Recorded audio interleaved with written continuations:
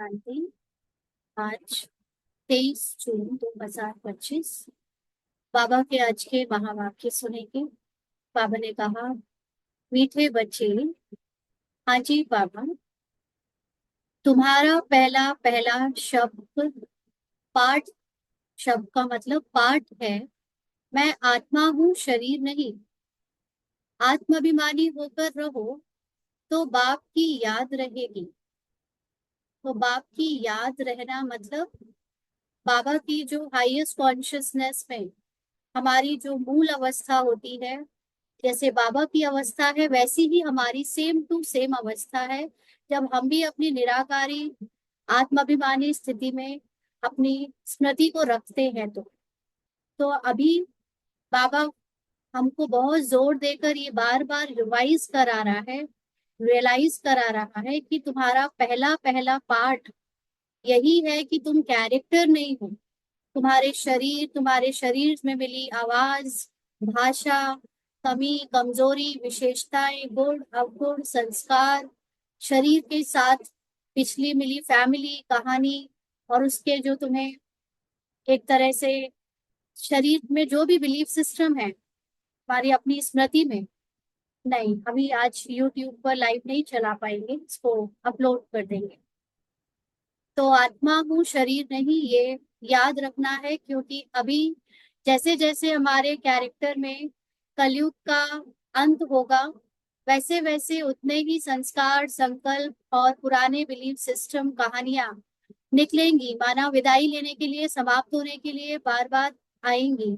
और अगर हमने अपने को वो समझ लिया, वो संस्कार समझ लिया, वो शब्द समझ लिए, वो एक्शन समझ लिए, वो स्मृति समझ ली, वो भावनाएं समझ ली, तो फिर हम बहुत सफरिंग में चले जाएंगे, भोगेंगे, दुख भोगेंगे।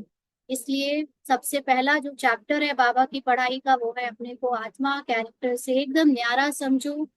जितना अपने को आत्मा समझोगे तो उतना ही तुम्हारी हाईएस्ट कॉन्शियसनेस की स्मृति के साथ तुम्हारी स्थिति वैसी बनती जाएगी, यानी बाप की याद रहेगी। आज का प्रश्न है, तुम बच्चों के पास कौन सा गुप्त खजाना है जो मनुष्यों के पास नहीं है? तुम बच्चों के पास कौन सा गुप्त खजाना है जो मनुष्यों के पास नहीं है? बाबा ने उत्तर दिया, तुम्हें भगवान बाप पढ़ाते हैं। उस पढ़ाई की खुशी का गुप्त खजाना तुम्हारे पास है। तुम जानते हो हम जो पढ़ रहे हैं भविष्य अमर लोक के लिए, ना कि इस मृत्यु लोक के लिए। बाप कहते हैं, सवेरे सवेरे उठकर घूमो फिरो, सिर्फ पहला पहला पाठ याद करो तो खुशी का खजाना जमा होता जाएगा। तो बाबा ने जो हमें ये नॉलेज दी है, ये इंफॉर्मेशन दी है कि हम ये शरीर, ये स्थूल तत्व से बने, प्रकृति से बने फिजिकल शरीर या फिजिकल भावनाएं या फिजिकल इमोशंस नहीं है। हम ये सब चीजों से परे आत्मा है जो इन सब से एकदम न्यारी है।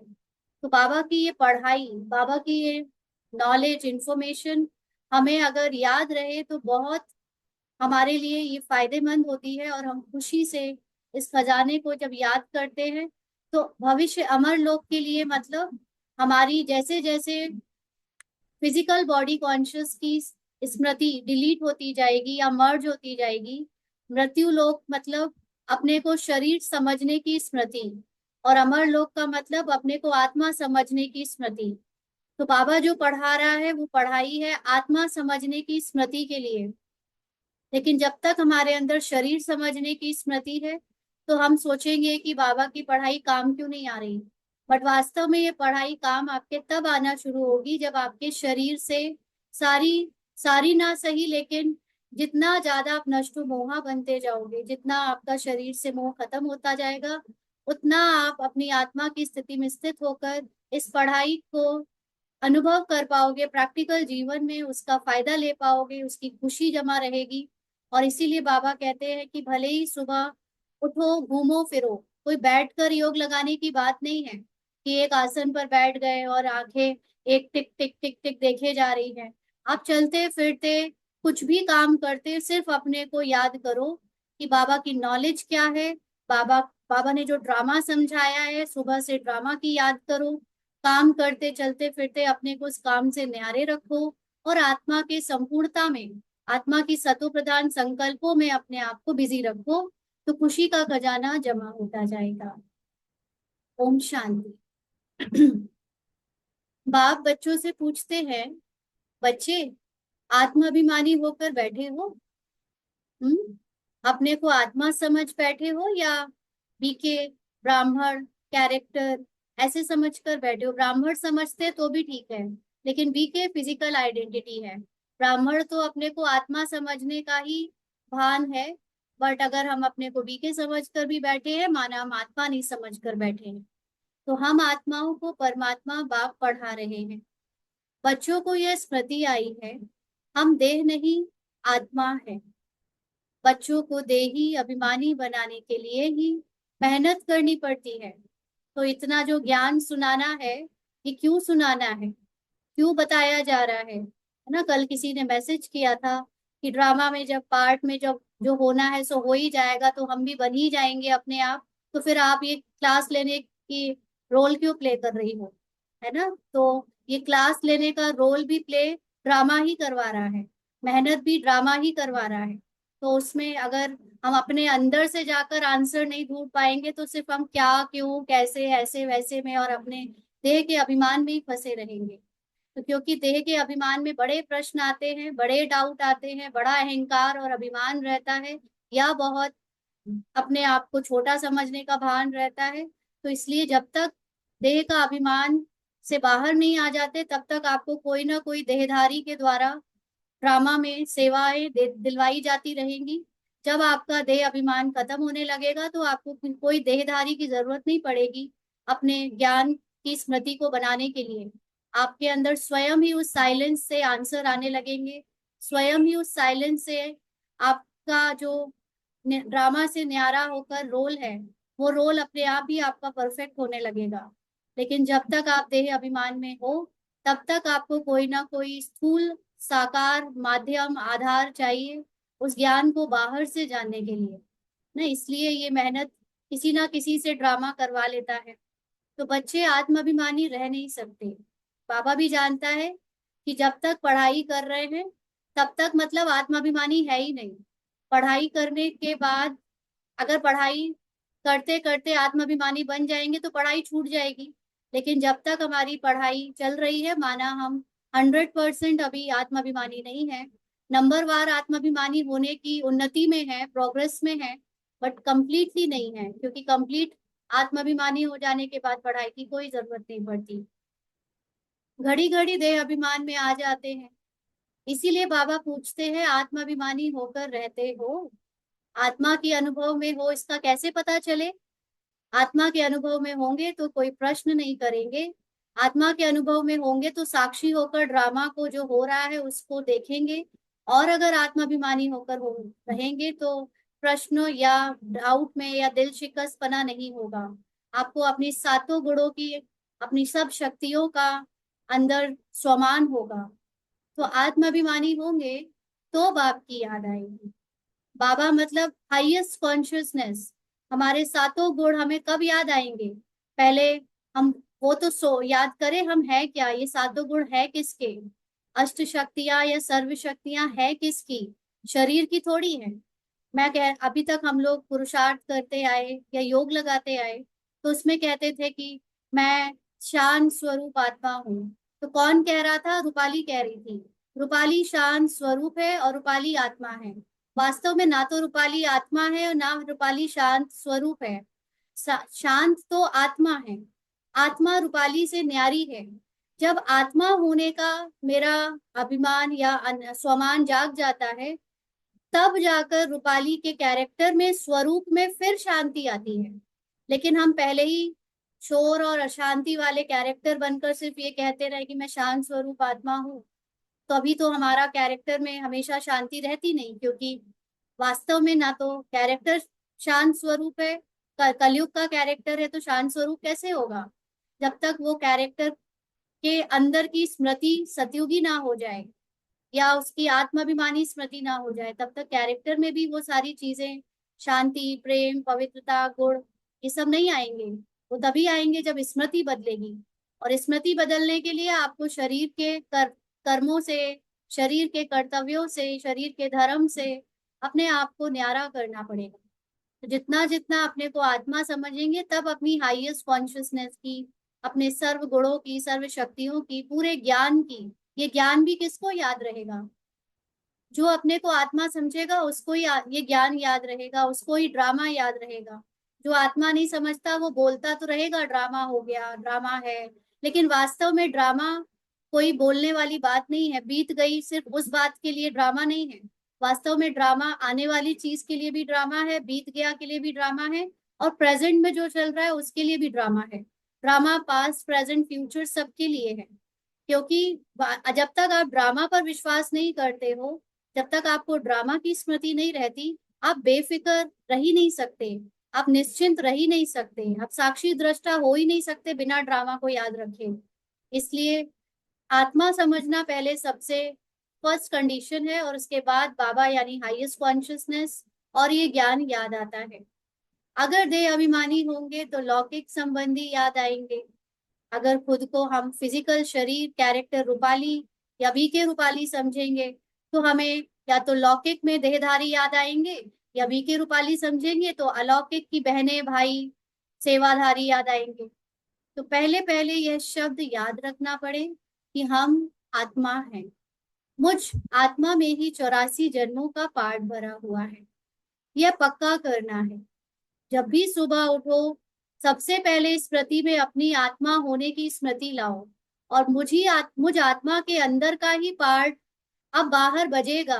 बाहर जो भी आपके कैरेक्टर में, कहानी में आपके एक्शंस होंगे, गमलों में पानी डालना, नाश्ता प्रिपेयर करना, लोगों को याद करना, मिलना जुलना, या ऑफिस जाना, जो भी, वो सब ड्रामा के अंदर अब कैरेक्टर करेगा। आपके 84 जन्मों की रिकॉर्डिंग करेगी, रिकॉर्डिंग प्ले होगी। ऐसा याद जरूर करना है। इस बात को सुबह सुबह से ही हर रोज पक्का करना है। और हम आत्मा है। हम आत्मा है मतलब हम साक्षी है, रिकॉर्डिंग को देखने वाले हैं। अब जो रिकॉर्डिंग बनी बनाई है उसको अब मैं केवल देखूंगी कि अब क्या से क्या होता जाएगा, कैसे कैसे में ये कैरेक्टर अब पानी देगा गमलों को, टहलने जाएगा, कैसे ये कैरेक्टर अब नाश्ता बनाएगा, कैसे ये कैरेक्टर अब ऑफिस जाएगा। उसको साक्षी होकर देखते जाना है। अभी सिर्फ संगम युग युग पर ही बच्चों को आत्माभिमानी बनाया जाता है। तो ये वो समय है, टाइम है, जब हमारे अंदर इस नॉलेज की प्रवेशता होती है। इस नॉलेज से हम अपने पुरानी स्मृति को नई स्मृति में चेंज करते हैं। तो अपने को देह समझने से बाप याद नहीं आएगा। इसलिए पहले पहले यह पाठ पक्का कर लो कि हम आत्मा बेहद बाप के बच्चे हैं।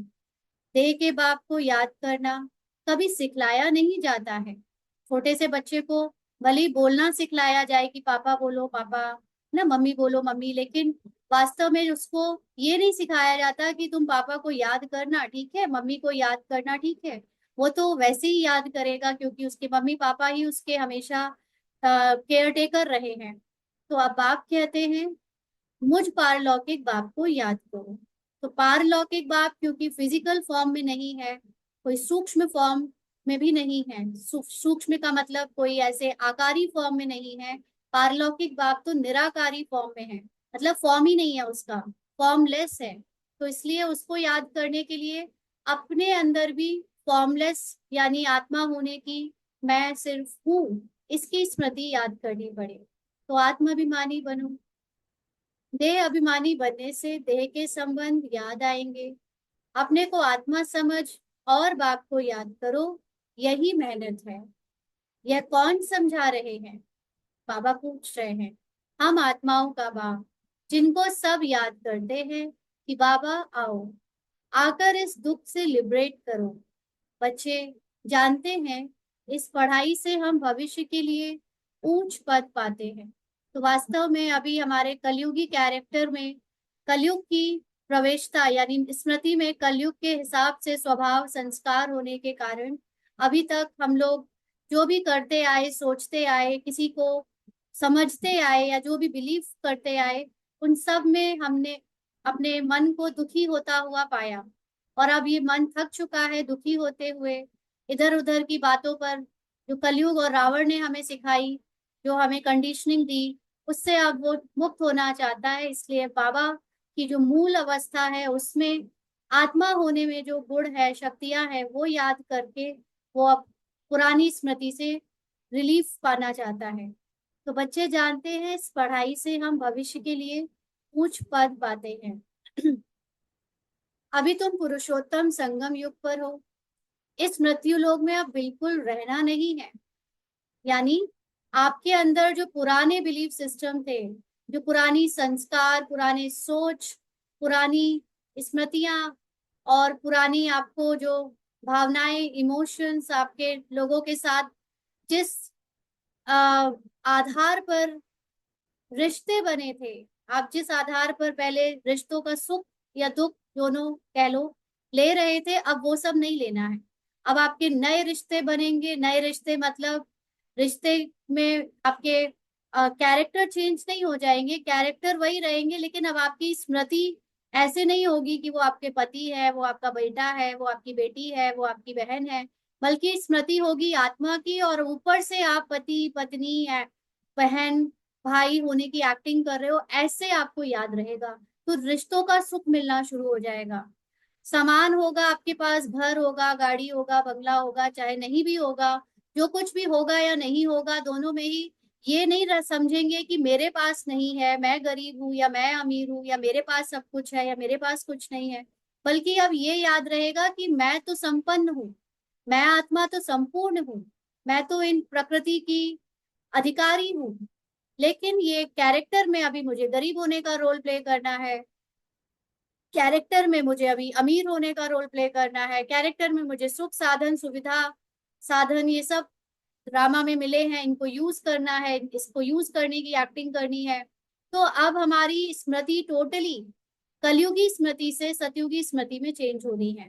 सतयुगी स्मृति में हम एक्टिंग करते हैं तो हम एक्टिंग में करने वाला कैरेक्टर नहीं बन जाते, कैरेक्टर नहीं समझते खुद को, बल्कि अपने को एक्टर उससे न्यारा समझ के रहते हैं।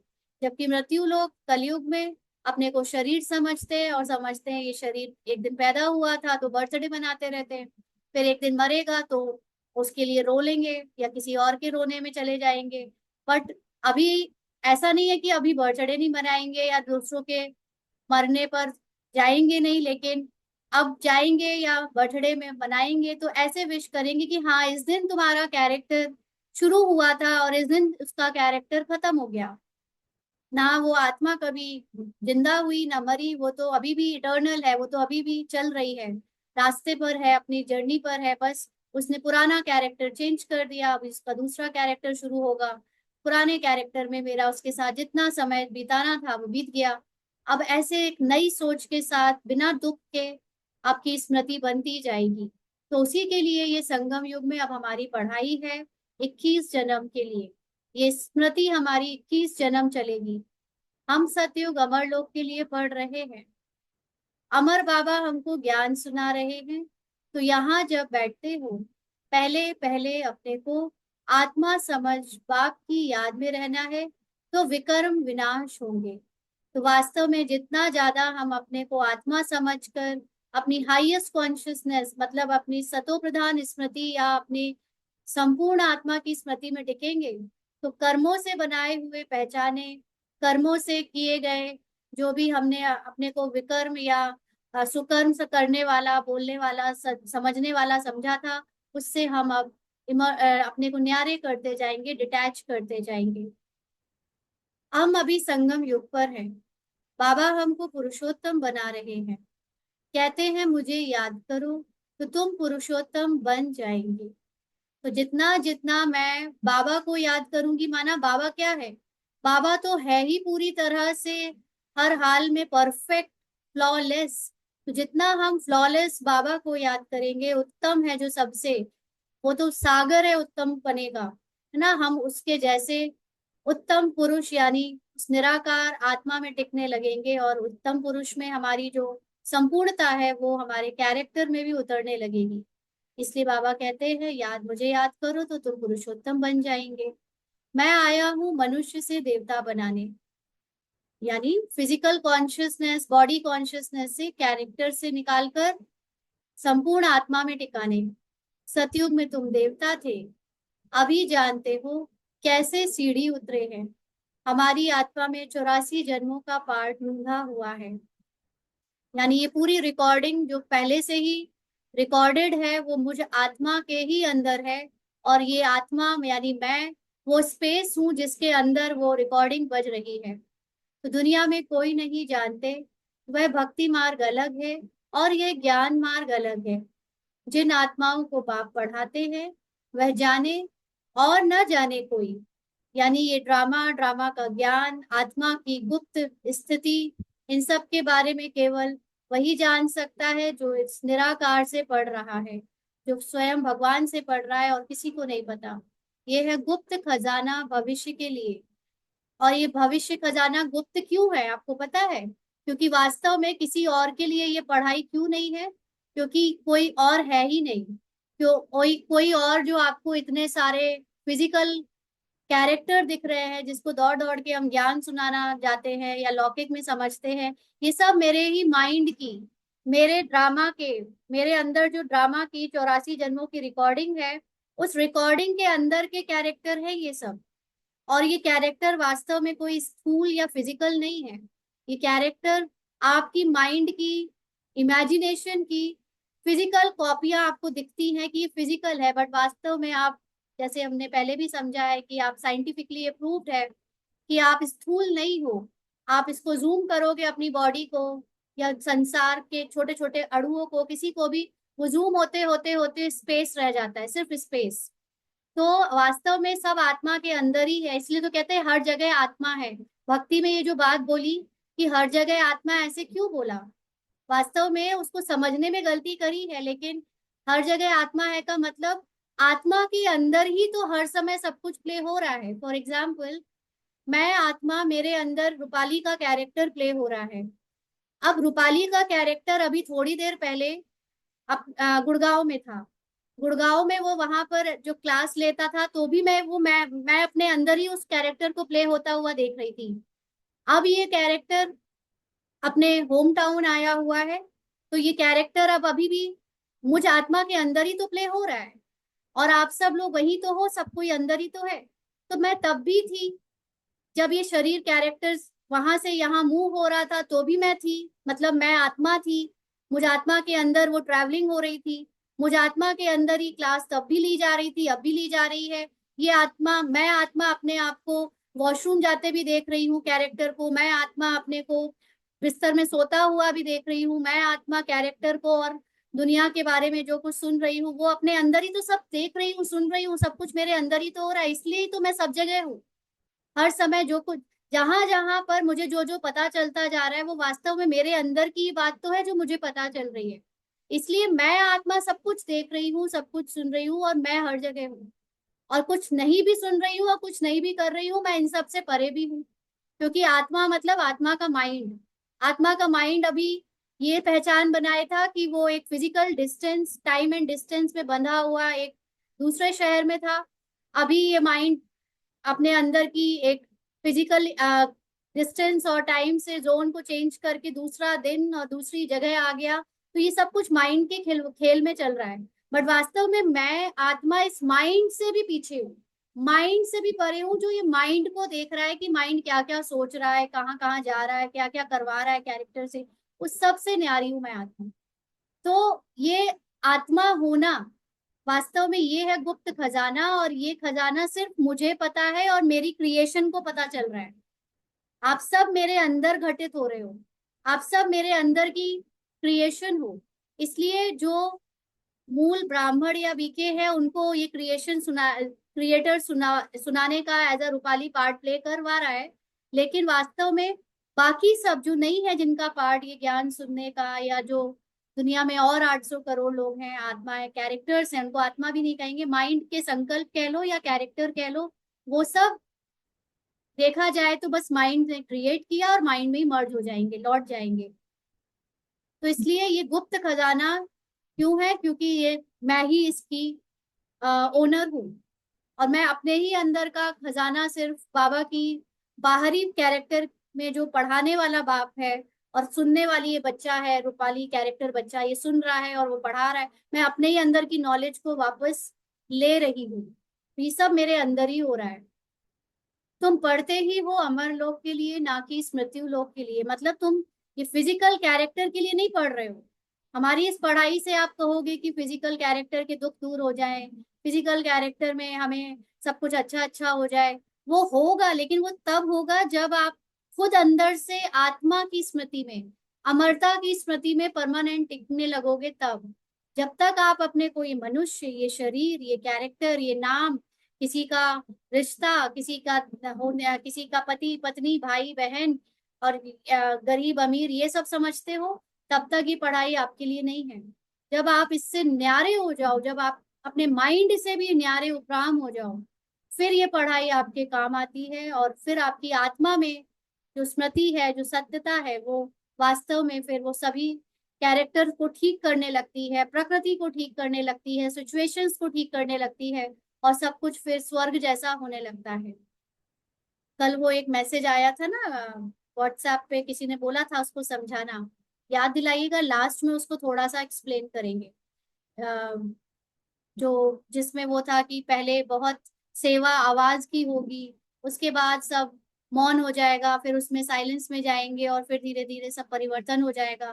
पहले वाली सेवा में टाइम बहुत लगेगा, शोर वाली आवाज वाली सेवा में बहुत टाइम लगता है, लेकिन जब आप मौन वाले में चले जाते हो तो टाइम नहीं लगता, संस्कार तुरंत बदल जाते हैं। तो हम में से जो लोग सेकंड आखिरी वाली स्टेज पे आ चुके हैं, वो इस बात के साक्षी हैं, अनुभवी है, कि वास्तव में अब जब से हम वो वाली छोड़कर इस वाले में हम शिफ्ट हो गए, तब से अब टाइम नहीं लग रहा है संस्कारों का चेंज होने में, है ना। तो वो चीज को समझ लेंगे।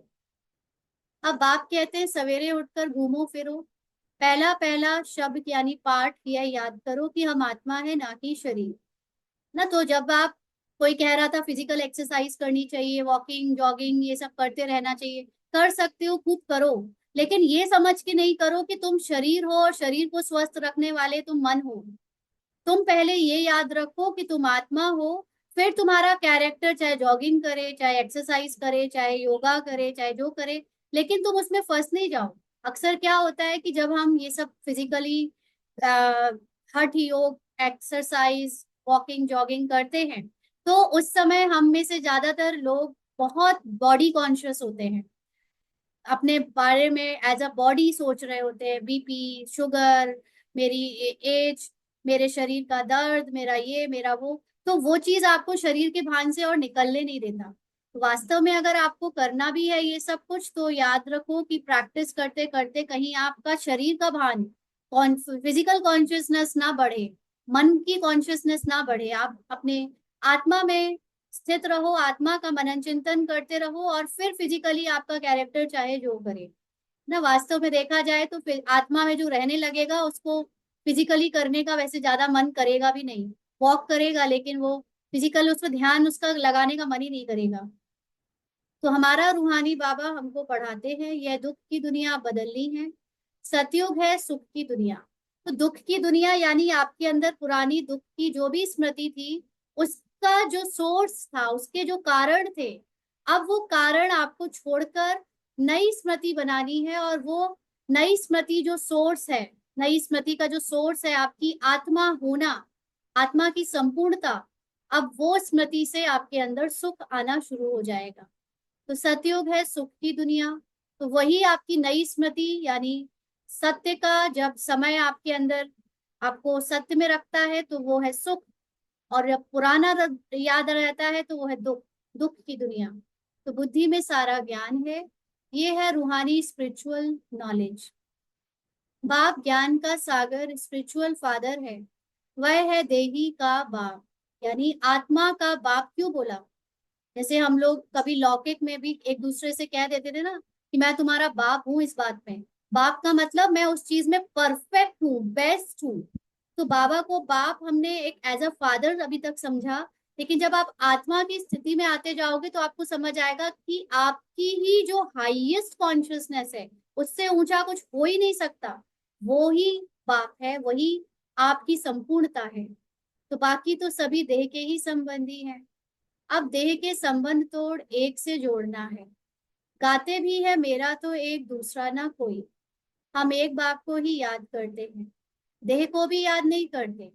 यह पुरानी देह तो छोड़नी है, यह भी तुमको ज्ञान मिलता है। यह शरीर कैसे छोड़ना है, याद करते करते शरीर छोड़ देना है। तो वास्तव में अभी तक जो लोग ये समझते हैं कि शरीर छोड़ना है का मतलब कि मैं शरीर के अंदर हूं और फिर मुझे शरीर से बाहर निकलना है, ये अभी तक मैक्सिमम मेजॉरिटी लोगों की अंडरस्टैंडिंग है या स्मृति है। क्यों? क्योंकि वो खुद को मन मन रूपी आत्मा समझते हैं जो शरीर के अंदर रहता है। बट वास्तव में मैं आत्मा वो स्पेस हूँ जिसके अंदर ये फिजिकल कैरेक्टर और उसकी पूरी कहानी और ये पूरा संसार प्ले हो रहा है। तो जब मैं अपने अंदर की स्मृति में ये याद करती हूँ कि अब मेरा ये कैरेक्टर ओवर, उसको कहते हैं शरीर छोड़ना। अपने अंदर की फिजिकल कॉन्शियसनेस से मुक्त हो जाना कि मैं फिजिकली शरीर हूं, उससे आपकी स्मृति एकदम निकल जाए, बाहर आ जाओ आप, दैट इज शरीर छोड़ देना। तो अपने को आत्मा समझते समझते आप अपने फिजिकल अटैचमेंट से पूरे न्यारे हो जाओगे।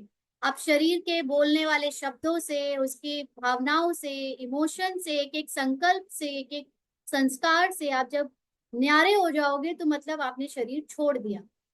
अब आप आत्माभिमानी हो गए, क्योंकि आत्मा को तो कहीं ना आना है ना कहीं जाना है। शरीर बदलना, शरीर में एक जन्म से दूसरे जन्म जाना, ये सब ड्रामा के अंदर की थ्योरी है। जब तक आप ड्रामा के अंदर अपने को आत्मा, पुनर्जन्म लेने वाली आत्मा कह रहे हो, कि तब तक ये थ्योरी काम करती है। लेकिन जब आपने अपने अपने आप को एज अ सोर्स, वो बीज अनुभव कर लिया है, फिर ये थ्योरी का कोई मतलब नहीं रह जाता। फिर सिर्फ इतना रह जाता है कि आपने अपने फिजिकल बॉडी से जैसे अपने बुद्धि को निकाल दिया, पूरी तरह डिटैच हो गया, वो है देही अभिमानी बनकर शरीर छोड़ देना। तो अपने अंदर घोटते रहो, बाप, बीज और झाड़ को याद करना है ना। तो बाप, बीज, बाबा ने ये बीज क्यों बोला? बाबा बीज रूप है, मतलब सारे थॉट, सारे विश्व की कहानियों का, संसार के सारे कैरेक्टर का जो स्टार्टिंग फोकल सोर्स पॉइंट है, वो बीज। मतलब first thought as a mind कि मैं अलग हूं, ये बीज। तो उसको याद करो कि मुझ आत्मा से ही सब कुछ निकला है, मुझ आत्मा के माइंड से ही सब कुछ निकला है, और साथ साथ ड्रामा, उस माइंड की पूरी थ्योरी, पूरी स्क्रिप्ट, पूरी एक एक रिकॉर्डिंग, एक एक सीन ऑलरेडी फिक्स्ड है, ऑलरेडी घटित हो चुका है, सिर्फ प्ले हो रहा है। ऐसे याद करते रहो और बाप को याद करते रहो, मतलब अपनी हाईएस्ट कॉन्शियसनेस में टिकते रहो। तो शास्त्रों में यह कल्प वृक्ष का वृत्तांत है। यह भी बच्चे जानते हैं, हमको ज्ञान सागर बाप पढ़ाते हैं, कोई मनुष्य नहीं पढ़ाते हैं। तो याद रखना, आपके ही हाईएस्ट कॉन्शियसनेस को बाप, आपके ही हाईएस्ट कॉन्शियसनेस को सागर कहा जाएगा। और वही आपको इस समय आपके कैरेक्टर को ये नॉलेज दे रहा है। और आप वास्तव में अपने ही अंदर की रिकॉर्डेड नॉलेज को सुन रहे हो। जितना आपके ऊपर से शरीर की लेयर्स उतरती जाएंगी, आपको उस रिकॉर्डेड नॉलेज का अनुभव होना शुरू होता जाएगा, और आपके ही अंदर की रिकॉर्डेड नॉलेज आपकी स्मृति में टिकती जाएगी और आप उसके स्वरूप बनते जाओगे। तो ये कोई बाहरी मनुष्य नहीं पढ़ा रहा है, ये पक्का कर लेना है ना। कोई कह रहा था जैसे कि आप रूपाली कैरेक्टर पढ़ा रही है, रूपाली कैरेक्टर पढ़ा कहाँ रही है? आप अपने ही माइंड के अंदर की स्मृति में एक रूपाली के कैरेक्टर बनाकर उससे सुन रहे हो, वो भी आपके ही अंदर की रिकॉर्डिंग है। तो पढ़ना तो है ना। इसलिए साइलेंस में जाए बिना ये थ्योरी सब ऊपर से जाएगी और उल्टे सीधे ही उसके आप इंटरप्रिटेशन निकालते रहोगे। वास्तव में ये पढ़ाई जो गुह रहस्य यहाँ पर शब्दों में बयां किए जा रहे हैं, ये शब्द वाली चीज है नहीं, ये है साइलेंस में जाकर अनुभव करने वाली चीज। लेकिन रोल में अब एडवांस स्टडी में जो सुन रहे हैं उनको, उनमें से कईयों की साइलेंस की स्टेज को आना होगा। इसलिए ये ज्ञान को शब्दों में इजली देकर उनको जल्दी जल्दी से उस स्थिति का अनुभव कराने के लिए पार्ट है। सतयुग में भी वास्तव में मेरे लिए फॉर दिस आत्मा, as a soul, as a Rupali, ये कैरेक्टर केवल बचे हुए कलयुग के और संगम युग के पार्ट को काटने के लिए चल रहा है, और खुद की नॉलेज को खुद के अंदर की नॉलेज को इमर्ज कराने के लिए चल रहा है, कि क्योंकि वो नॉलेज और किसी से नहीं है, तो उसको अपने अंदर की नॉलेज ऐसे सेवा के द्वारा ही निकाल कर इसे खुद को भी मिल रही है, एज अ कैरेक्टर रूपाली को मिल रही है। तो सतयुग में भी देहधारी पढ़ाते हैं, यह देहधारी नहीं है। यह कहते हैं मैं पुरानी देह का आधार लेकर तुमको पढ़ाता हूँ, कल्प कल्प मैं तुमको ऐसे पढ़ाता हूँ, फिर कल्प बाद भी ऐसे पढ़ाऊंगा। अब मुझे याद करो तो तुम्हारे विक्रम विनाश होंगे। मैं ही पतित पावन हूँ, मुझे ही सर्वशक्तिमान कहते हैं, परंतु माया भी कम नहीं है, वह भी शक्तिमान है। कहाँ से गिराया है? माया ने हमको हमारी हाईएस्ट कॉन्शियसनेस जो भगवान के जैसी है, वहां से नीचे गिराया है। अब याद आता है ना, 84 के चक्र का भी गायन है। ये रोल्स में 84 जन्मों के रोल ने धीरे धीरे धीरे धीरे करके हमारी आत्मिक स्मृति को भुला दिया। तो यह मनुष्यों की ही बात है। मनुष्य रूप में हमारे 84 कैरेक्टर प्ले होते हैं, वो फिर चाहे देवता कहे जाए और फिर चाहे वो शूद्र कहे जाए। बहुत पूछते हैं कि जानवरों का क्या होगा। अरे, यहाँ जानवर की बात नहीं। क्यों? क्योंकि वास्तव में जानवर प्रकृति के अंदर आते हैं, और पूरी प्रकृति पूरी सृष्टि आपके अंदर ही बनी बनाई बैकग्राउंड की स्टेज पर पहले से फिक्स्ड है। वो सारे ओशन, सारे माउंटेन, वो आकाश, वो बादल, वो नदियां, वो झरने, सब कुछ तुम्हारे अंदर सीनरियां रिकॉर्डेड हैं। और जब हम उनको फिजिकली बाहर देखते हैं, तो वास्तव में हम अपने अंदर की रिकॉर्डिंग को बाहर फिजिकल रूप में देख रहे होते हैं, ये समझकर कि हम उनको घूमने जा रहे हैं, हम उनको देख रहे हैं। लेकिन वो सब सीनरियां एक लाइट के शो की तरह आपसे बहुत दूर है। वो आपसे मतलब फिजिकली आप उनको टच थोड़ी करते हो। आप ऐसे जैसे टीवी में देखते हो, वैसे ही आपकी आंखों के लेंस के थ्रू देख रहे हो बस। और आपको कुछ कुछ जो छू भी पा रहे हो, पेड़ पौधे पक्षी, तो वो भी सिर्फ आपको लग रहा है कि आप छू रहे हो। बट वास्तव में आपके स्किन और इस आपके और उसके बीच में जो टचिंग की जो फीलिंग दे रही है, वो है इलेक्ट्रोमैग्नेटिक रेडिएशंस। वो फिजिकली आप उसको टच कर ही नहीं रहे हो।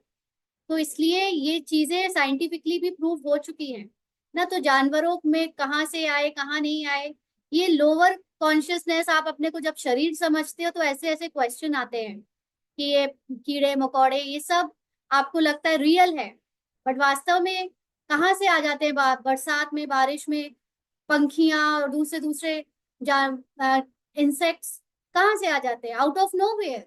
कोई बीज थोड़ी रखा हुआ था, वो बस आते हैं सीन में। जैसे टीवी में आप देखते हो, कोई सीन आया चला गया। अब वो कहाँ से आया, कैसे आया, ये तो नहीं बैठ के पूछते हो ना। तो ऐसे ही ये सब भी आते हैं चले जाते हैं, गुजर जाते हैं, आपके सामने से होकर चले जाते हैं बस। उसमें कुछ स्थूलता है ही नहीं। तो बाबा कहते हैं बहुत बाप भी बच्चों से बात करते हैं, बाहर वाले तो बाप को जानते ही नहीं।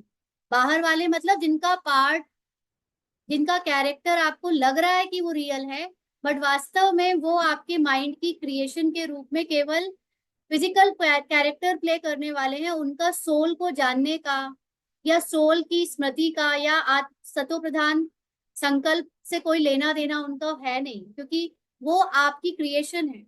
आपके अंदर जब थॉट सतो प्रधान आने लगेंगे, तो वो अपने आप सतो प्रधान हो जाएंगे, या जो नहीं होने हैं वो मर्ज हो जाएंगे, वो आपके सामने से गायब हो जाएंगे, चले जाएंगे, उनका सीन खत्म हो जाएगा।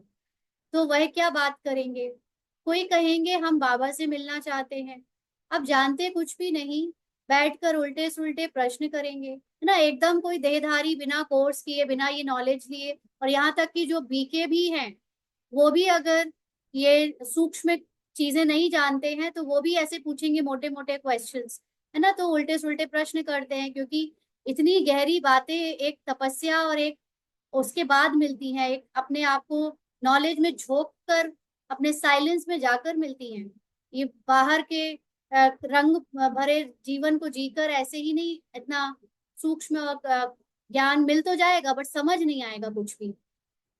तो 7 दिन का कोर्स करने के बाद भी पूरा कुछ समझते नहीं है ना। बाबा के बच्चों में भी, हम में से अनेक बच्चे हैं जिनको 7 दिन का कोर्स हो गया है, अनेक दिन से मुरली भी सुन रहे हैं, बट वास्तव में समझ नहीं रहे हैं कि ये हमारा बेहद का बाप है। आत्मा रूप में, एक स्पेस रूप में वो बेहद, यानी सभी पूरे ड्रामा के कैरेक्टर्स का बाप है वो। सबकी हाईएस्ट कॉन्शियसनेस है वो। तो जो पुराने भक्त हैं, जिन्होंने बहुत भक्ति की हुई है, यानी जिन्होंने कहीं ना कहीं देह देह में रहकर भी भगवान को अपनी हाईएस्ट कॉन्शियसनेस को सच्चे दिल से याद किया था कभी, उनकी बुद्धि में तो ज्ञान की सब बातें बैठ जाती हैं। भक्ति कम की होगी तो बुद्धि में कम बैठेगा। वास्तव में जिन्होंने भगवान को कभी सच्चे दिल से याद नहीं किया होगा, लेकिन सिर्फ इसलिए याद किया होगा कि मेरी मनोकामना पूरी कर दो, मेरी इच्छाएं, मेरे रिश्ते अच्छे रखना, मेरे संबंधियों को खुश रखना, या मुझे मेरा घर पैसा आता रहे, जिन्होंने स्वार्थ के लिए भगवान को याद किया है, जिसने अपने शरीर की जरूरतों के लिए भगवान को याद किया है, जिसने केवल फिजिकल, जिसको कहते हैं ना कौरव बुद्धि, कि उनको बस फिजिकल चीजें चाहिए, नाम मान शान फिजिकल, उनकी बुद्धि में ये ज्ञान कभी नहीं बैठेगा। हम बीकेज में भी ऐसे हैं, जिन बीकेज में फिजिकल चीजों की चाहना है कि हम कहीं के इंचार्ज बन जाए, हम हेड बन जाए, हमारा नाम हो जाए, हमारी सेवा जानी जाए, हम इतने लोग भक्त बना दें, हम फिजिकली कुछ बन जाए, उनको भी ये ज्ञान नहीं मिल सकता। मिल भी क्या सकता है, समझ नहीं आ सकता। क्यों? क्योंकि वास्तव में वो सच्चे दिल से बाबा से प्यार नहीं करते। वो सच्चे दिल से अपनी हाईएस्ट कॉन्शियसनेस की जानकारी लेना भी नहीं चाहते। उनके लिए यही काफी है कि हम बन गए, जैसे दूसरे प्रोफेशंस होते हैं वैसे यहाँ भी एक प्रोफेशन है, इसमें हम बन गए कुछ, उसके बदले में हमको मिल रहा है बहुत कुछ, बस उनको वहीं तक ही काफी है, खुश है। तो इसलिए उनकी बुद्धि में ये कम बैठेगा। तुम हो सबसे जास्ती पुराने भक्त, तो जिन्होंने अपने सच्चे दिल से अपनी हाईएस्ट कॉन्शियसनेस, अपनी मूल आत्मा को याद किया, बाबा को याद किया, वो ही ये ज्ञान ले सकते हैं, और उन्हें ही वास्तव में ये ज्ञान सच्चा लगेगा। बाकियों को लगेगा तो झूठ ज्ञान है, ये तो कुछ भी बोल रहे हैं, क्योंकि उनके अंदर फिजिकल चीजों की अपनी स्वार्थ की कामना है। तो गाया भी जाता है, भगवान भक्ति का फल देने के लिए आते हैं, परंतु किसी को यह थोड़ा ही पता है, ज्ञान मार्ग और भक्ति मार्ग बिल्कुल ही अलग है। सारी दुनिया है भक्ति मार्ग में। फोटो में कोई आकर यह पढ़ते हैं, समझानी तो बहुत मीठी है, 84 जन्मों का चक्र भी मनुष्य ही जानेंगे ना। तुम आगे कुछ नहीं जानते थे, शिव को भी नहीं जानते थे। शिव के मंदिर कितने ढेर हैं, शिव की पूजा करते, जल डालते, शिवाय नमः करते, वह कहाँ गए कुछ पता नहीं। भारतवासी ही हैं जो अपने पूज्य को बिल्कुल जानते नहीं। क्रिश्चियन जानते हैं क्राइस्ट फलाने संवत में आया, आकर स्थापना की। शिव बाबा को कोई नहीं जानते, कोई भी नहीं जानते। पतित पावन भी शिव को ही कहते हैं, वही ऊंच से ऊंच है ना। उनकी सबसे जास्ती सेवा करते हैं, सर्व का सदगति दाता है। तुमको देखो कैसे पढ़ाते हैं, बाप को बुलाते भी है कि आकर पावन बनाओ। मंदिर में कितनी पूजा करते हैं, कितनी धूमधाम, कितना खर्चा करते हैं। श्रीनाथ के मंदिर में, जगन्नाथ के मंदिर में जाकर देखो, है तो एक ही। जगन्नाथ यानी जगत के नाथ के पास चावल का हांडा चढ़ाते हैं, श्रीनाथ पर तो बहुत माल बनाते हैं, यानी वहां पर बहुत अलग अलग तरह की वैरायटी का फूड बनाते हैं, और वहां पे सिर्फ चावल का बनाते हैं। फर्क क्यों होता है? कारण चाहिए ना। तो ये फिजिकल रूप में भी जो भक्ति के अलग अलग स्थान बने हैं, एक स्थान है जगन्नाथ और एक है श्रीनाथ, तो दोनों में भी अंतर है। श्रीनाथ में सफेद मूर्ति है, जगन्नाथ में काली मूर्ति है। श्रीनाथ का मतलब जब हम देवी देवता अपनी सोल कॉन्शियस होते हैं तो हम वैरायटी माल खाते हैं, वैरायटी साधनों का, प्रकृति का सुख लेते हैं। और जब हम बॉडी कॉन्शियस हो जाते हैं, यानी अंदर से हमारे कैरेक्टर में कमियां, कमजोरियां, और जो कलयुग और द्वापर युग की स्मृति है वो आ जाती है, तो फिर प्रकृति के हम दासी हो जाते हैं। प्रकृति में हमें हर चीज बड़ी मुश्किल से मिलती है, तो चावल का हांडा के रूप में उसको एक साधारण भोजन दिखा दिया। तो ये सब फर्क क्यों होता है, इसका कारण चाहिए ना। श्रीनाथ को भी काला, जगन्नाथ को भी काला कर देते हैं। अच्छा, श्रीनाथ में भी काला है, मूर्ति काली ही है, कारण तो कुछ भी नहीं समझते। जगन्नाथ लक्ष्मी नारायण को ही कहते हैं, या राधे कृष्ण को कहेंगे? हाँ, राधे कृष्ण और लक्ष्मी नारायण का संबंध क्या है, यह भी कोई नहीं जानते। अभी तुम बच्चों को मालूम पड़ा है कि हम पूज्य देवता थे, फिर पुजारी बने, चक्र लगाया, अभी फिर देवता बनने के लिए हम पढ़ते हैं।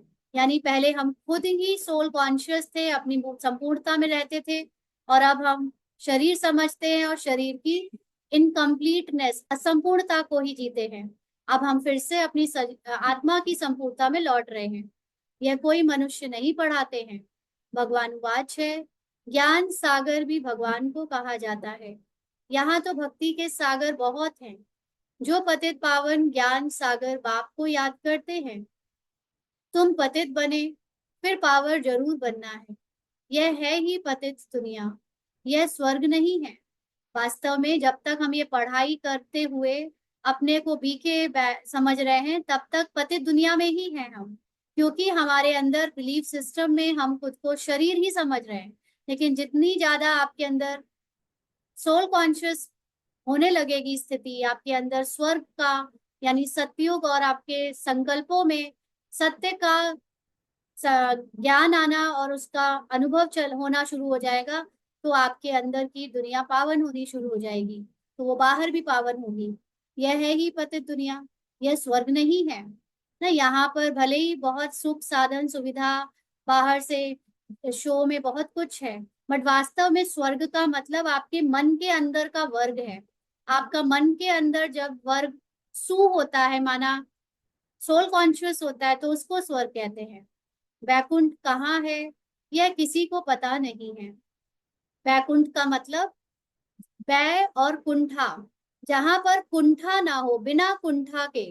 जब आपका जीवन एकदम बिना कुंठा के हो जाएगा, कुंठा मतलब दुख, सफरिंग, परेशानी, समस्या, और अपने को ये शरीर से समझी हुई बहुत सारी अलग अलग कैरेक्टर की प्रॉब्लम्स, जब आपका मन बिल्कुल बिना कुंठा के हो जाए, और जो कि अब हम में से बहुत सारे लोगों ने अनुभव करना शुरू कर दिया होगा कि पुरानी बहुत सारी कुंठाएं उतरती जा रही हैं, हटती जा रही हैं। हम जैसे जैसे अपने अंदर के डर को, लालच को, अभिमान को, अहंकार को, अलग अलग चीजों को साक्षी होकर देखते जा रहे हैं, वो अपने आप ही खत्म होती जा रही हैं। वो संस्कार अपने आप ही बदलते जा रहे हैं, मर्ज होते जा रहे हैं, और नई स्मृति से हिम्मत, शक्तियां, पवित्रता, प्रेम, खुशी, आनंद, ये बढ़ता जा रहा है। तो जब हमारे अंदर की पूरी स्मृति वैकुंठ यानी बिना कुंठा के हो जाएगी, यानी डिसेबिलिटी यस, या बिना कोई कमी कमजोरी की हो जाएगी, तो समझ लेना वो वैकुंठ है।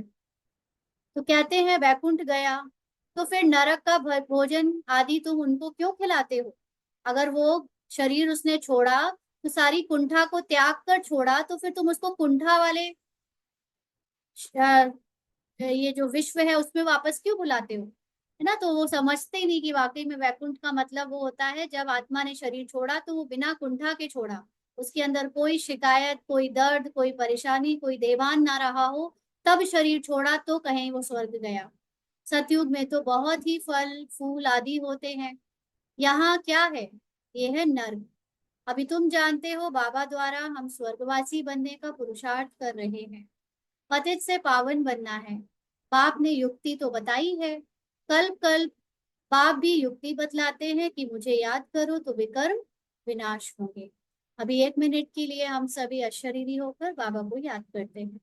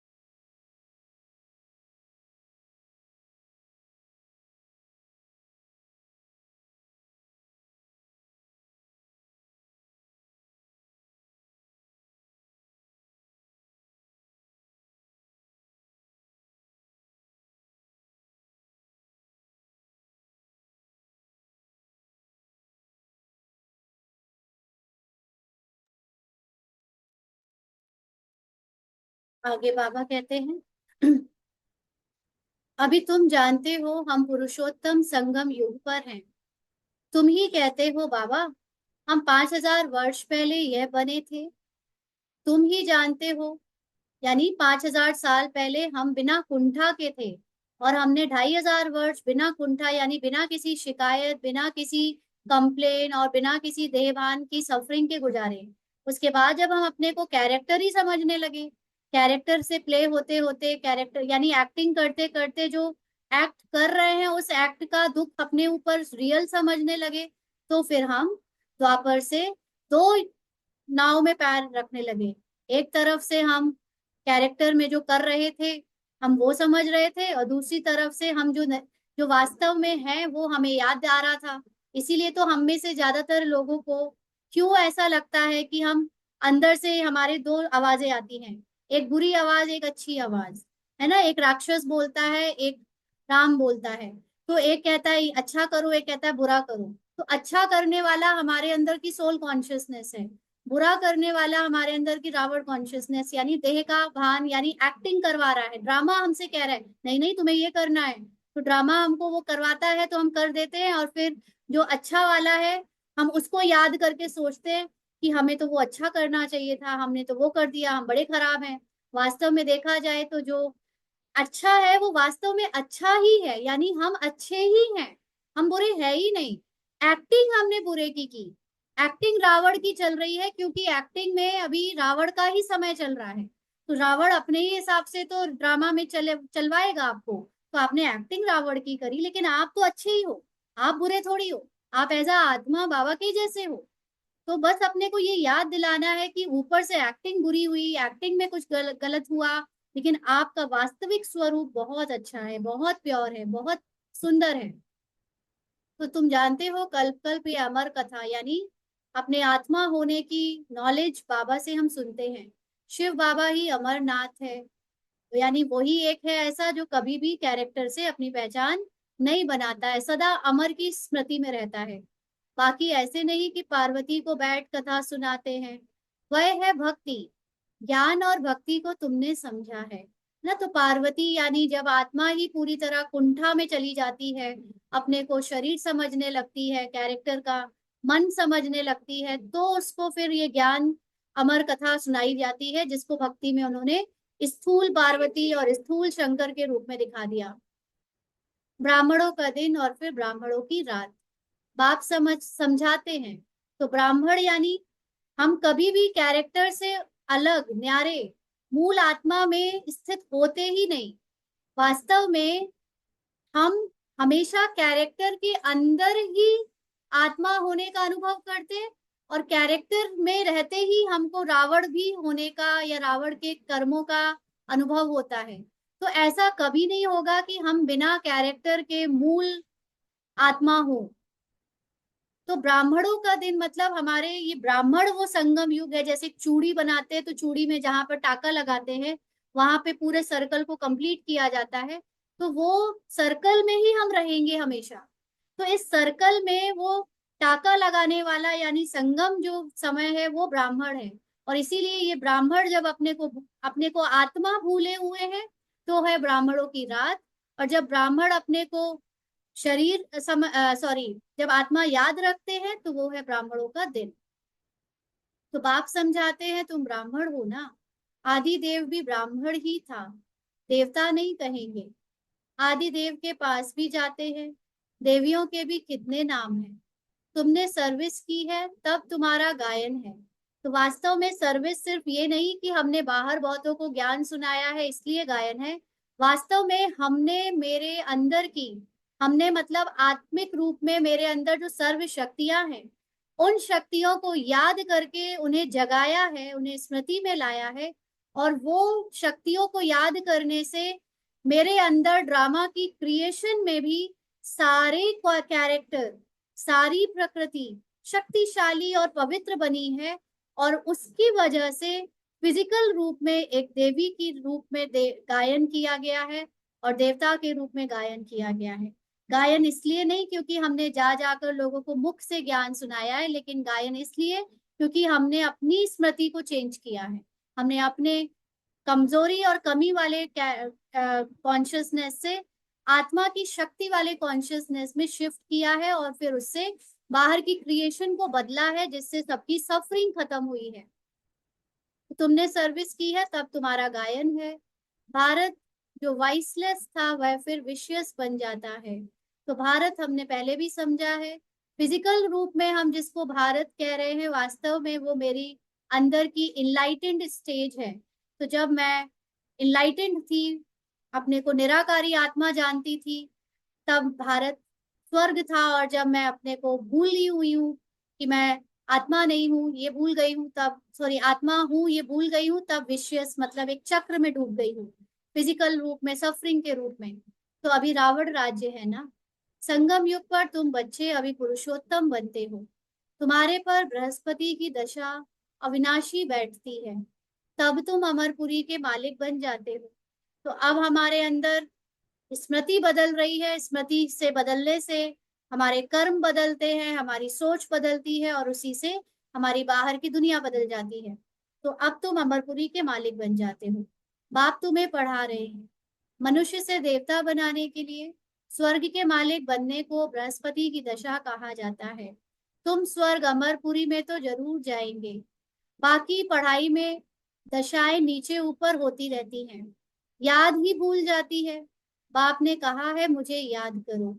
गीता में भी है, भगवानुवाच काम महाशत्रु है। तो वास्तव में सिर्फ काम वासना नहीं, लेकिन कामनाएं भी। एज अ बी के अगर मुझे ये कामना है कि मेरा नाम हो जाए, मैं फिजिकली रूप में सेवा करूं, मैं फिजिकल रूप में कोई इंचार्ज बन जाऊं, या किसी भी तरह के फिजिकल रूप की आपकी कोई भी कामना है, तो भी आप उतने ही आपकी ये कामना आपके लिए महाशत्रु है, जितनी कि आपके लिए विकार की कामना या विकार में जाना महाशत्रु था। जनरली हम बीके बनने के बाद क्या सोचते हैं कि हमने ब्रह्मचर्य तो अपना लिया, हमने समर्पण कर लिया, हम अपने को ऐसे फिजिकली पवित्र बना लिया, लेकिन ये नहीं जानते कि अगर हमारे अंदर सूक्ष्म में भी कामनाएं, इच्छाएं, ईर्ष्याएं, ये सब कुछ मौजूद है, तो भी यह मेरे लिए उतना ही महाशत्रु है जितना कि काम वासना था। क्योंकि काम वासना तो फिर भी चलो किसी को पता है, दिखती है, लेकिन बाकी की चीजें तो आपके अंदर सूक्ष्म रूप में छुपी हुई होती है और आप उसको पहचानते नहीं, और फिर आप उससे न्यारे नहीं बनते। तो वो आपको सोल कॉन्शियस बनने ही नहीं देती और आप ऊपर से आधे पुरुषार्थ में ही खुश हो जाते हो। पढ़ते भी हैं परंतु विकार को जीतते थोड़े ही हैं।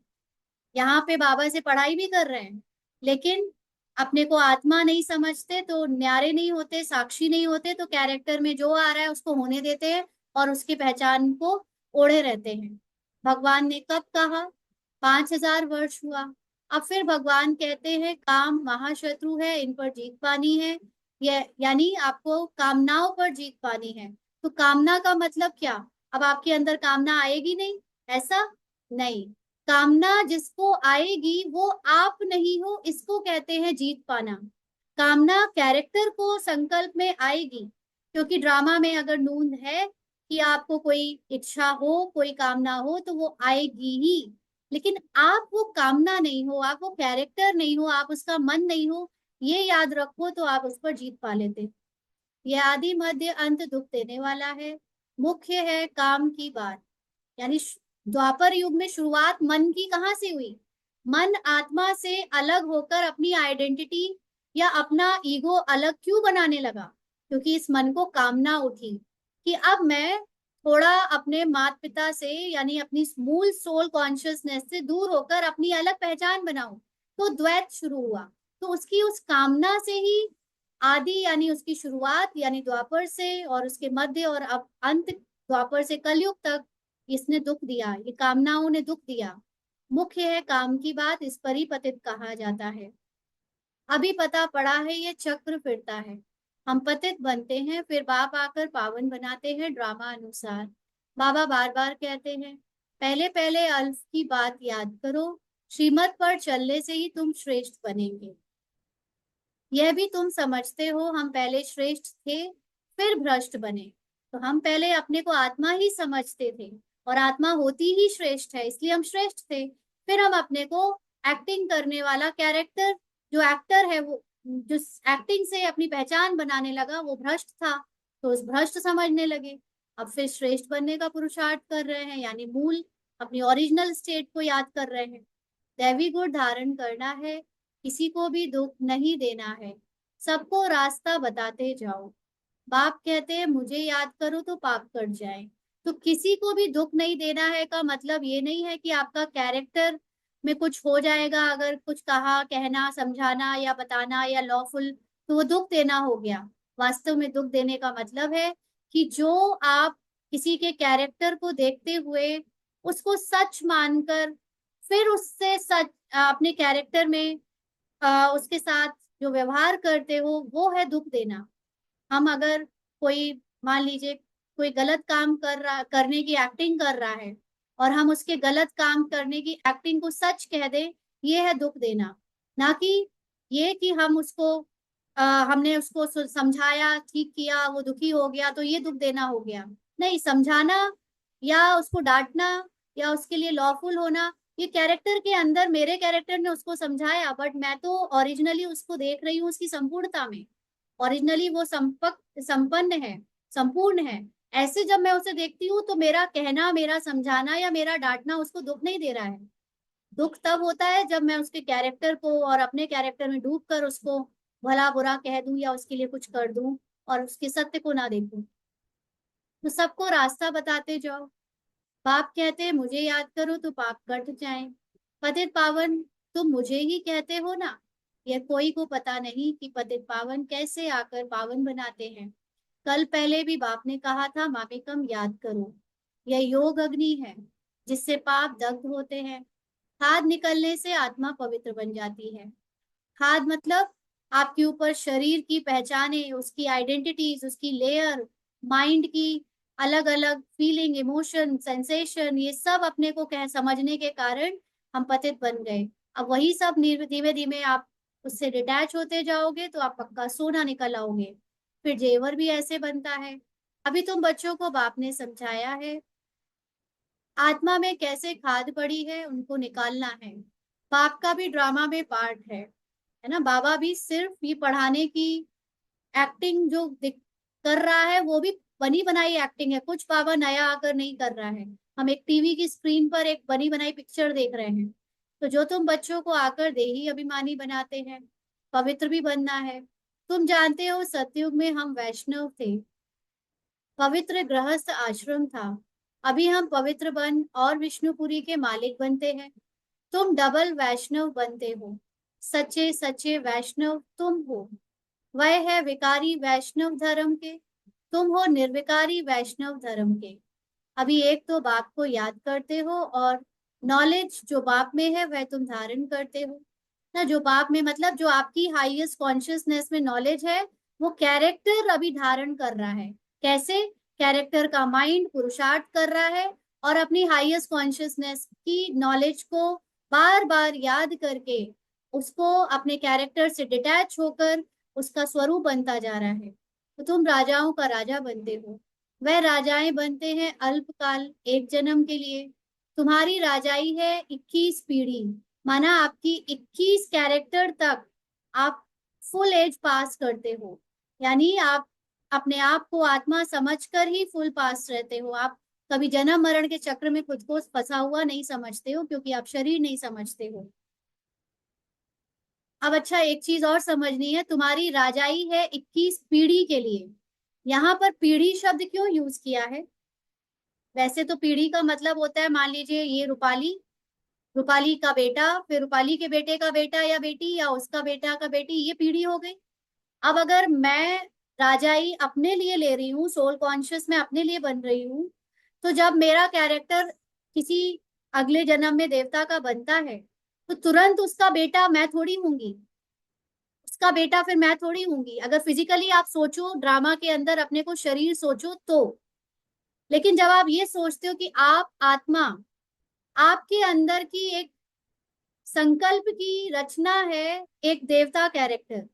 अब आप ही के अंदर के संकल्प की दूसरी रचना है उस देवता का बेटा या बच्चा। फिर आपके इस अंदर के संकल्प की तीसरी चौथी, मतलब जितने भी रचना है, मल्टीपल रचना, फिर वो उसकी, उसका बेटा, उसकी बेटी। तो इस तरह से आपकी रचना ही सारी सोल कॉन्शियस होगी। आप ही के अंदर आपका कैरेक्टर फर्स्ट, फिर आप ही के अंदर रचना के रूप में दूसरा कैरेक्टर सेकंड, फिर आप ही की थर्ड रचना फिजिकल कैरेक्टर में फोर्थ फिफ्थ सिक्स, ऐसे करते करते सारी कैरेक्टर की रचना सोल कॉन्शियस रहेगी जब तक 21 जनरेशन तक आपके संकल्प सोल कॉन्शियसनेस से ना निकले तब तक। और उसके बाद फिर रचना में आ जाता है कि आप फिजिकल ये शरीर हो, फिर ये शरीर के रिश्ते हो, फिर ये सब वो फिजिकल रूप में है। इसीलिए मैंने आपको बोला कि जो लोग ये समझते हैं कि पीढ़ी माना कि पूरी उम्र मतलब 150 साल, ये साल और ये सब किस में होता है? ये हाँ, हम भी यही समझते थे फिजिकली, जब तक हम अपने को शरीर समझकर शरीर का कैरेक्टर देवता समझते थे तो यही मानते थे, यही समझाते थे सबको कि देवता 150 साल तक जिएंगे। बट वास्तव में टाइमलेस आत्मा के लिए ये एज मैटर नहीं करती, 100 साल 150 साल। वो पीढ़ी उसके लिए मैटर करती है कि उसी की creation soul conscious creation first, उसी की second soul conscious creation second, third fourth, सारी क्रिएशन उसके ही अंदर की है। उसको 21 पीढ़ी तक वो ऐसे पार करते हैं। तो वहां कभी अकाले मृत्यु नहीं होगा, माना वहां आपका, क्योंकि सोल कॉन्शियसनेस में ही रहोगे तो आप कैरेक्टर को बीच में खत्म नहीं करोगे। आपका कैरेक्टर आराम से पूरा पूरा चलेगा जितना चल सकता है, और फिर उसके बाद दूसरा कैरेक्टर अपने आप शरीर का मतलब शुरू हो जाएगा। तो तुम काल पर जीत पाते हो। इस समय हम टाइम एंड डिस्टेंस दोनों पर जीत पा रहे हैं, हम काल से परे हो रहे हैं। समय जब होता है तो समझते हो अब ये पुरानी खाल छोड़ नई लेनी है। तुमको साक्षात्कार होगा, यानी जब आपके अंदर आत्मिक अवस्था बन जाती है, जब ये माइंड मर्ज हो जाता है, माइंड की फिजिकल दुनिया में जो अभी तक पहचाने थी वो सब मर्ज हो जाती हैं, तो वास्तव में आत्मा की मूल स्थिति में उसे पहले से ही सब पता होता है कि कब क्या होना है, कब उसके किसी कैरेक्टर में बच्चा होना है, कब उसके किसी कैरेक्टर को कुछ क्या करना है क्या नहीं करना है। इट ऑलवेज नोज कि क्या होना है, तो उसको साक्षात्कार होगा कि अब ये होना है। तो वो खुशी खुशी वो होगा, खुशी के बाजे बजते रहते हैं। तमो प्रधान शरीर को छोड़ सतो प्रधान शरीर लेना है, यह तो खुशी की बात है ना। किसी ने पूछा था कि सतयुग में संकल्प चलते हैं कि नहीं। सतयुग में संकल्प नहीं चलते हैं। सतयुग में जो होना होता है बस वो हो जाता है। संकल्प तो तब चलते हैं जब जो होना नहीं होता है वो भी हो, वो भी संकल्पों में आए। बट सतयुग में ऐसा कुछ भी नहीं संकल्पों में आता जो नहीं होना है, सिर्फ वही आएगा जो होना है। इसलिए वहां पर जो होना होता है वो डायरेक्ट हो ही जाता है। वहां ये नहीं कहते कि मैं सोच रहा हूँ, करूं कि नहीं करूं, ये करूं कि वो करूं। नो, डुअलिटी है ही नहीं, द्वैत है ही नहीं, कंफ्यूजन डाउट कुछ है ही नहीं, बस हो जाएगा जो होना है। तो वहां 150 वर्ष आयु एवरेज रहती है। तो वहां मतलब कोई दूसरी दुनिया की बात नहीं है। अभी आपके अंदर जब सोल कॉन्शियसनेस बनने लगेगी, आप खुद अनुभव करोगे कि आपके अंदर अब दूसरी बात आती नहीं है। जो थॉट आता है वही हो जाता है, तो आप खुद ही जानने लगोगे सतयुग मेरे अंदर आना शुरू हो गया है। यहाँ तो अकाले मृत्यु होती रहती है क्योंकि भोगी हैं।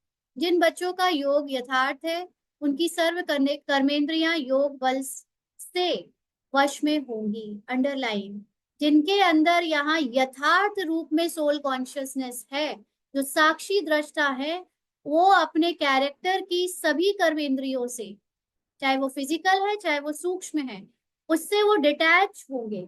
और डिटैच होने के कारण उनकी आत्मा की हाईएस्ट कॉन्शियसनेस में वो जो स्थित है, उससे उनके कैरेक्टर में इतनी हिम्मत नहीं होगी, इतनी शक्ति नहीं होगी, इतना मन इतना चंचल नहीं हो सकता कि वो मूल आत्मा की स्थिति में जमे हुए मन को प्रभावित कर सके। तो वो एकदम अपने शक्तिशाली स्वरूप में होगा, यानी उसके उसको वश में करके रखेगा। तो योग में पूरा रहने से कर्मेंद्रियां शीतल हो जाती हैं। सतयुग में तुमको कोई भी कर्मेंद्रियां धोखा नहीं देती हैं। कभी ऐसे नहीं कहेंगे कि कर्मेंद्रियां वश में नहीं है या मेरा मन वश में नहीं है, ऐसा नहीं कहेंगे। आप जानते हो कि जो मन में हो रहा है वो आप हो ही नहीं। आप मन से डिटैच आत्मा हो, आत्मा कभी सोचती नहीं, बोलती नहीं, करती नहीं, फील नहीं करती, तो आप कभी उसके वश हो ही नहीं सकते। तुम बहुत ऊंच से ऊंच पद पाते हो। इनको कहा जाता है बृहस्पति की अविनाशी दशा। वृक्षपति मनुष्य सृष्टि का बीज रूप है। पाप बीज है ऊपर में, उनको याद भी ऊपर में करते हैं। आत्मा बाप को याद करती है। तुम बच्चे जान ऊपर में का मतलब कोई शरीर से निकलकर, पांच तत्वों से परे जाकर कोई विश्व नहीं है, वहां पर परम धाम नहीं है, वहां पर परम स्थिति में जाकर भी बाप को याद नहीं करते, बल्कि यही आप जब अपने आप को इन पांच तत्वों से परे, शरीर, कहानी, संकल्प, संस्कारों से परे वो स्पेस समझते हो कि मैं हूँ, वो नथिंग समझते हो, वो है आपकी ऊपर वाली कॉन्शियसनेस। उस कॉन्शियसनेस को अभी हम यही याद करते हैं।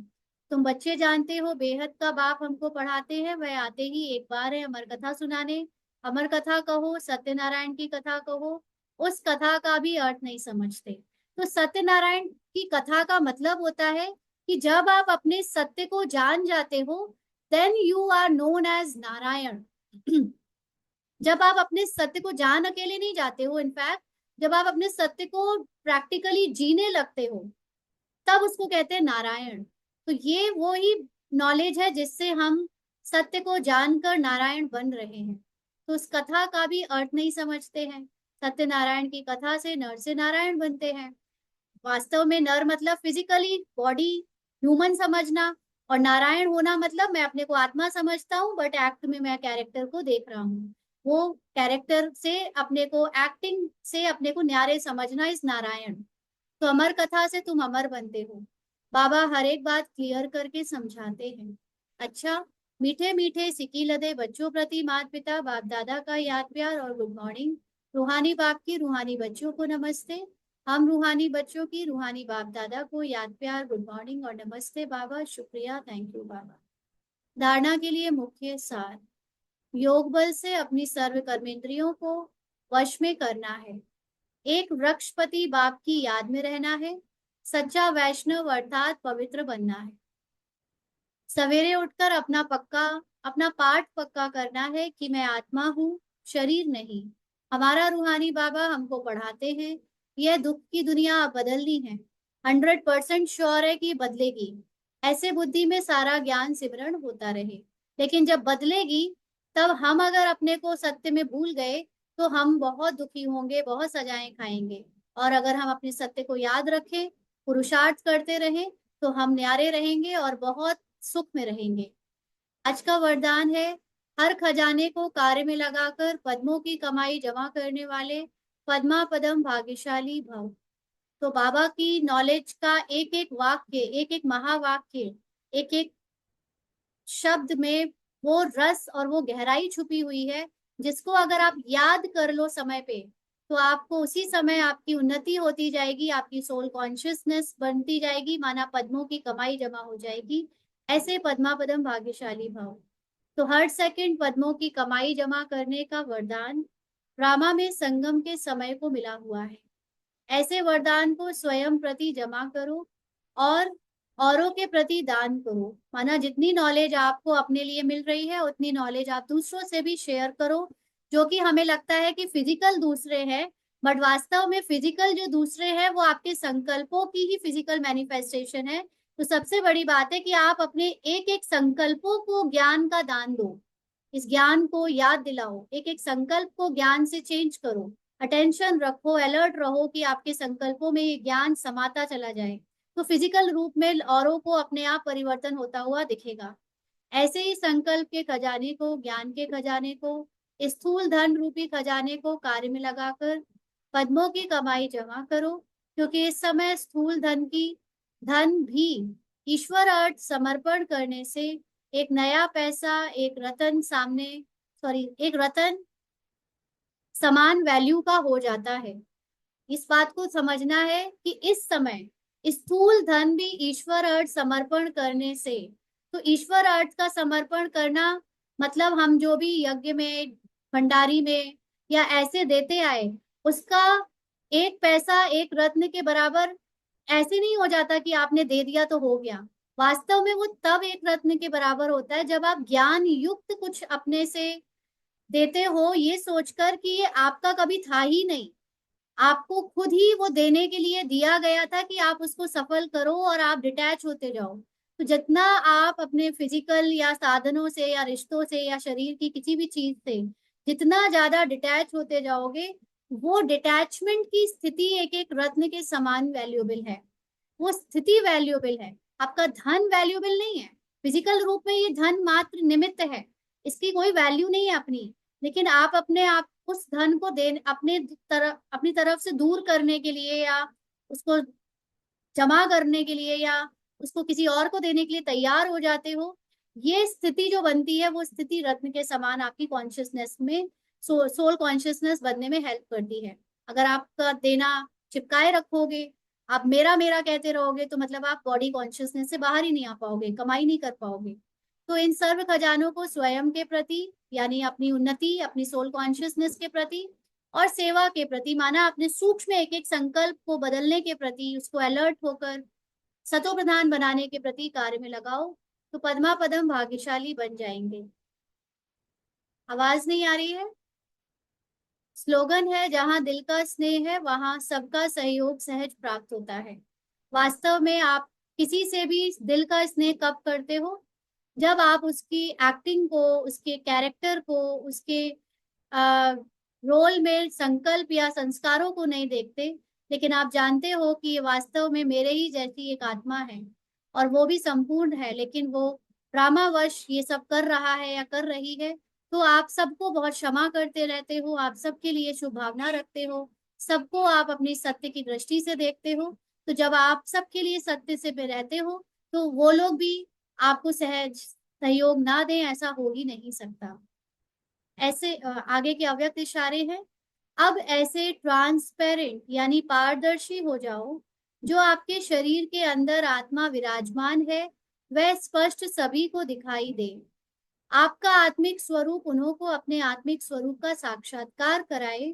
इसको ही कहते हैं अव्यक्त व आत्मिक स्थिति का अनुभव करना। तो वास्तव में क्या आप ऐसे ट्रांसपेरेंट हो सकते हो अपने आप को फिजिकल समझने से? हुआ है कोई आज तक ट्रांसपेरेंट? क्या ब्रह्मा बाबा के अंदर किसी ने यहाँ लाइट चमकते हुए ट्रांसपेरेंट वे में देखी होगी? किसी किसी ने साक्षात्कार रूप में देखी है, वो अलग बात है। बट इस इन नॉर्मल वेज की कोई पूरी तरह यहाँ लाइट चमकने लगे, आपका शरीर एकदम ट्रांसपेरेंट ग्लास का बन जाए, ऐसा हो जाएगा, ये नहीं होता है। और ये मतलब भी नहीं है इसका।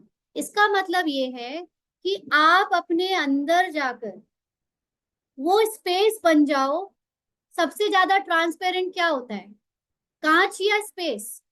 आप बताएं, सबसे ज्यादा ट्रांसपेरेंट क्या होता है, कांच या स्पेस?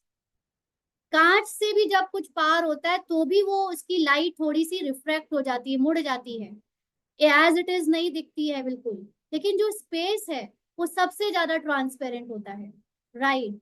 तो जब आप अपनी स्पेस होने की स्थिति में टिक जाओगे, मतलब मैं आत्मा हूं और मेरे अंदर ये सारा ड्रामा हो रहा है, जब आप इस स्थिति में स्थित हो जाओगे, तो सभी को, जो भी आपके संकल्प है, एक एक संकल्प में आपके आत्मा होने का वाइब्रेशन टच होगा। और वो आपके पुराने रावण या शरीर के स्मृति से निकलकर, कैरेक्टर से निकलकर, माइंड के गेम से निकलकर, संस्कारों से निकलकर सूक्ष्म आत्मा की संपूर्णता की शक्तिशाली स्थिति में टिकता जाएगा, जिससे फिजिकली भी दूसरे लोग जो फिजिकल आपके चारों तरफ घूम रहे हैं या नहीं भी हैं, उन सबको आपके अंदर की स्पेस की स्थिति से बाहर अपने आप अपने सत्य का धीरे धीरे धीरे धीरे रियलाइजेशन हो जाएगा। रियलाइजेशन ऐसे नहीं होगा कि उन्हें मेरी जैसे आत्मा का ज्ञान याद है, आत्मा की संपूर्णता याद है, नहीं। उन्हें वास्तव में अपने सातों गुण महसूस होने लगेंगे। जो लोग बीमार है उनको अपनी बीमारी नहीं दिखेगी, वो खुश रहेंगे, बीमार होते हुए भी खुश रहेंगे, क्योंकि खुशी उनकी आत्मा की ओरिजिनल स्टेट है। जो लोग क्रोधी है वो क्रोध की एक्टिंग करते हुए भी अपने से संतुष्ट रहेंगे, क्योंकि वो क्रोध की एक्टिंग से डिटैच होकर अपनी संपूर्णता में, अपनी शांति में स्थित है। ऐसे ही करते करते सारे रावण के कैरेक्टर अपने आप अपनी मूल आत्मा के तत्व में लौटने लगेंगे। और इसको कहते हैं कि वो लोग अपनी अव्यक्त और आत्मिक स्थिति में टिक जाएंगे, जिसको कहेंगे कि हमने उनको उनकी आत्मिक स्थिति का अनुभव कराया। अच्छा, ओम शांति।